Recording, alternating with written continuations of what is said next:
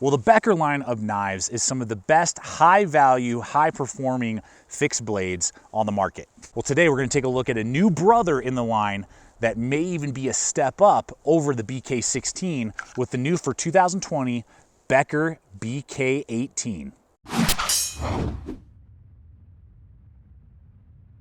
Well, that's right, folks. Welcome back to another video.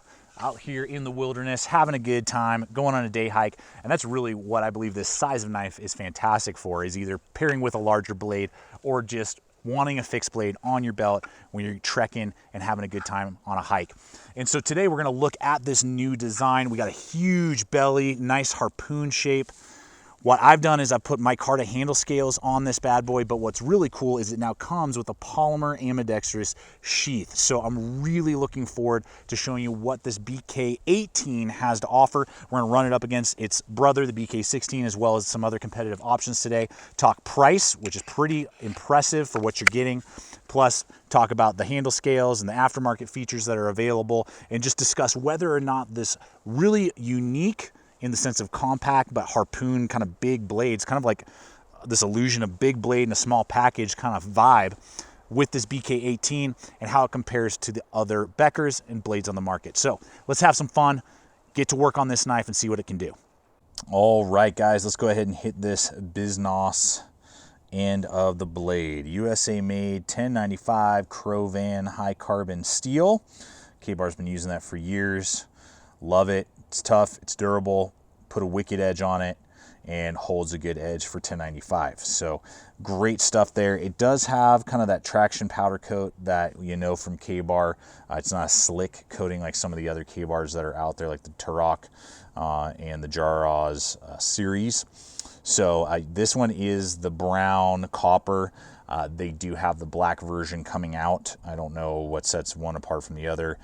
They're just basically different color combinations, which is cool that they're giving us some different offers there. Now, obviously that nice swedge harpoon shape, very thick, not sharp at all. Very, very thick. So even you can do, you know, thumb push cuts on it and stuff, and you're not gonna feel pain on your thumb. It gives you a really good shelf to work with.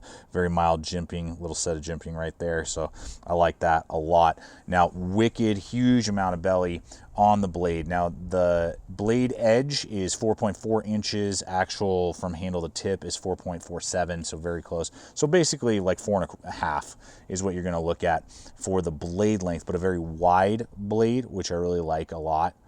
From edge to spine. It's going to be, and we'll see here when I run in the BK-16 in a little bit, that it's definitely got a wider blade. It definitely connects with me. I like the drop down up into that really good piercing tip.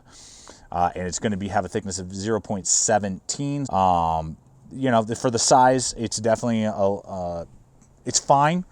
0.16 or even 0.15 would be probably more ideal, but with the high saber grind, the edge geometry is working well. I don't really have any issues with that. Now, the weight of the knife itself, now this is with the polymer. Again, I have the micarta that we'll look at here in just a second. But with the polymer, the weight is going to be 6.9 ounces, and then with the sheath, it's 3.7. So 10.5, the whole package, probably 10.5 to 11 with the micarta versus the polymer on the overall weight.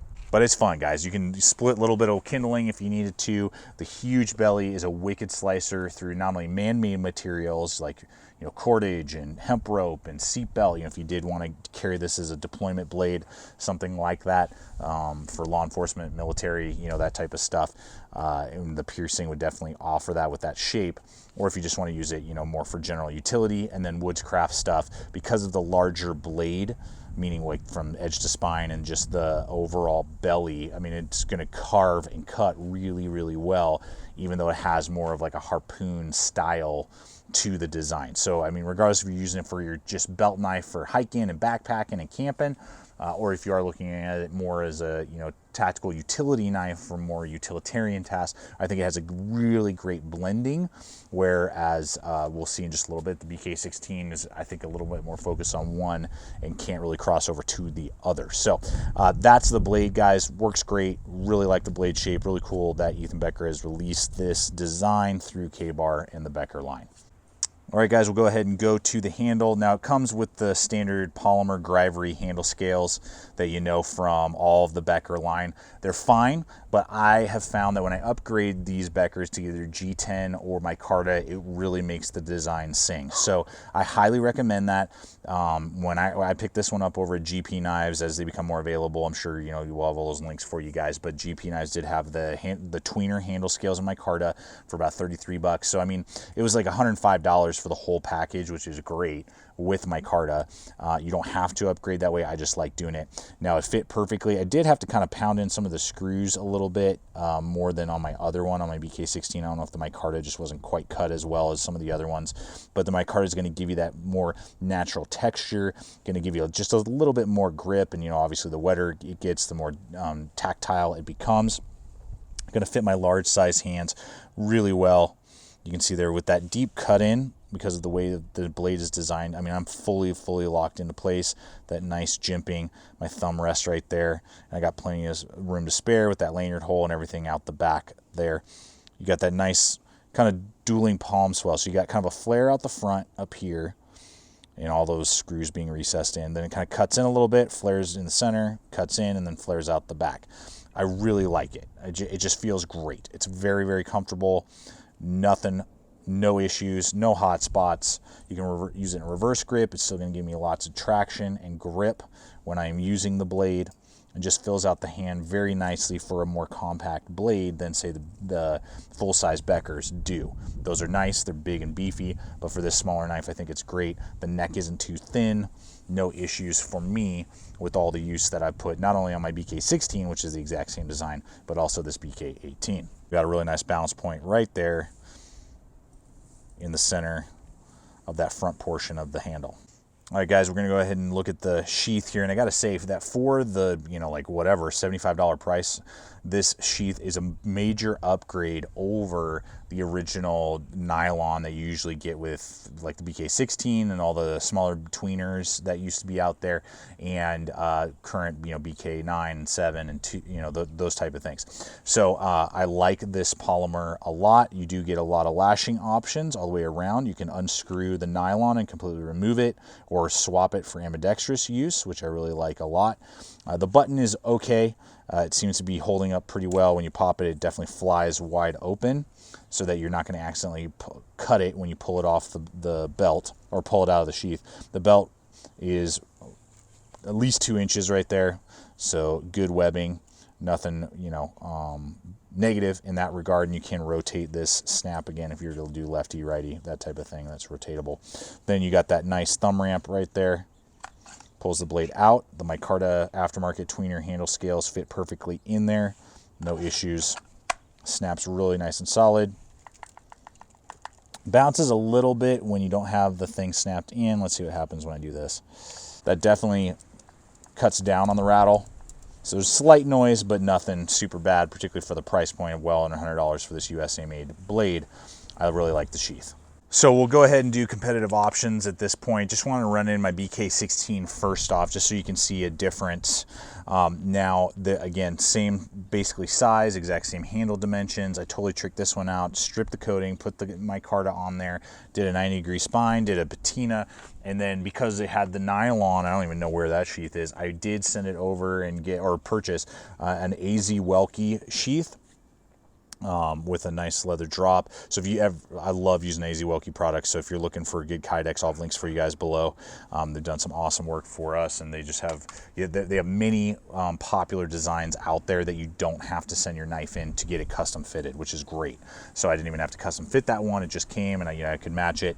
So did that, but I had to invest. And so after all the investment, I was looking at probably 130, 140 bucks overall, versus with the micarta on the BK-18 with that standard now polymer sheath that it comes with. You're going to save a little bit of money. So basically the difference: high saber grind, full flat, and a more classic drop point, not quite as an aggressive a drop on the guard. This is definitely more of a crossover, tactical utility / outdoor knife. The BK-16, I would say, is a strictly camping outdoor knife. The full flat grind will be able to cut food and prep food a little bit better. It'll also be able to be a little bit slicier in that regard, just because it doesn't have a saber grind. I mean, you won't really be able to notice it except when you're doing food prep, but the full flats just tend to do that. But the tip, though piercing, isn't anywhere near as piercing as the original or as the new BK-18. So it's really just for outdoors and can't really cross over, in my opinion, to more of like tactical utility, whereas the Harpoon can, and you just freaking love I love the design of it. So not that the BK-16 is bad, but that's purely for outdoors. This, I think, has a lot more crossover capability. And just to run in some extra food for thought here, here is my SC4HM, slightly smaller.